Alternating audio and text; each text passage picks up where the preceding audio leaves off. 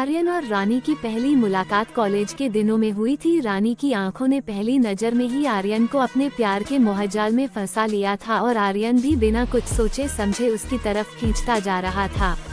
धीरे धीरे यह प्यार परवान चढ़ने लगा।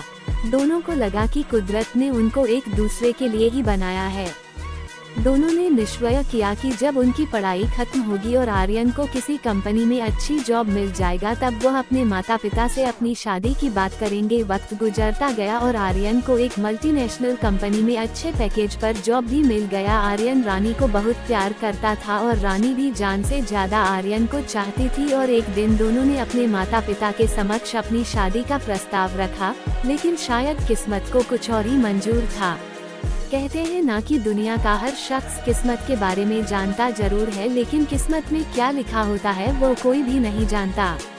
रानी के माता पिता किसी भी हालात में अपनी बेटी का हाथ आर्यन के हाथ में सौंपना नहीं चाहते थे, क्योंकि दोनों की जाति अलग थी और रानी के पिता अंतरजातीय विवाह में बिल्कुल भी भरोसा नहीं करते थे। उन्हें यह रिश्ता पसंद नहीं था।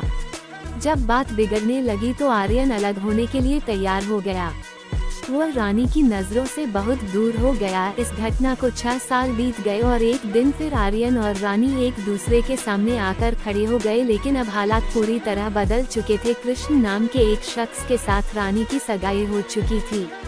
रानी अपनी पिछली जिंदगी और पहले प्यार को पूरी तरह भुला चुकी थी और अपने नए जीवन की शुरुआत करने जा रही थी, लेकिन आर्यन तब भी उसे भुला नहीं पाया था। उसने सगाई तोड़ने के लिए रानी को मनाया भी, लेकिन वह असफल रहा। किसी ने सच ही कहा है कि प्यार को पाने के लिए आदमी किसी भी हद तक जा सकता है। आर्यन भी अपने प्यार को पाने के लिए हैवानियत की हद तक जा पहुंचा। उसने किसी भी तरह कृष्ण को रास्ते से हटाने का मन ही मन फैसला कर लिया और क्रोध में आकर जून 2008 में उत्तरी दिल्ली की एक इमारत की 7वीं मंजिल से कृष्ण को फेंक दिया। कृष्ण की मौत के आरोप में आर्यन की गिरफ्तारी हुई। पूरा मामला कोर्ट में गया और जिसे वह अपनी जान से भी ज्यादा प्यार करता था, उसी रानी की गवाही पर आर्यन को कोर्ट ने आजीवन कारावास की सजा सुना दी। आर्यन को जेल की सलाखों के पीछे धकेल दिया गया। प्यार एक ऐसा नशा है जो कभी उतरने का नाम नहीं लेता। आर्यन भी इस नशे की गिरफ्त में पूरी तरह आ चुका था। जेल जाने के बावजूद भी उसके मन में रानी के प्रति प्रेम जीवित था। जब वह जमानत पर छूटकर बाहर आया तो वही प्यार फिर से परवान चढ़ने लगा। इस बार किस्मत ने आर्यन का पूरा साथ दिया और रानी ने उसके प्यार को स्वीकार करके उसके साथ शादी कर ली। दूसरी तरफ आर्यन का मामला दिल्ली हाईकोर्ट में चला गया। किसी समय अपने भावी पति कृष्ण की हत्या के आरोपी को सजा सुनाने के लिए कोर्ट में गवाही देने वाली रानी अब उसी आरोपी पति आर्यन को बचाने के लिए बेताब हो गई। उसने अपने पहली गवाही बदलने की इच्छा जाहिर की, लेकिन भारत का कानून कहाँ कभी किसी को छोड़ता है। कोर्ट ने रानी की याचिका खारिज करते हुए आर्यन की सजा को बरकरार रखा।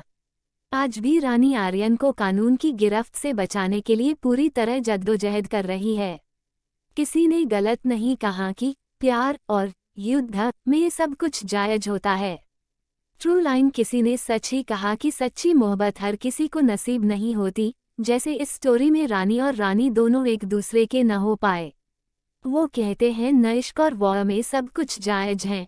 रानी हर वक्त आर्यन को कभी अकेला नहीं छोड़ना चाहती हैं। उसे लाख कोशिश ही क्यों न करना पड़े, यही तो प्यार है।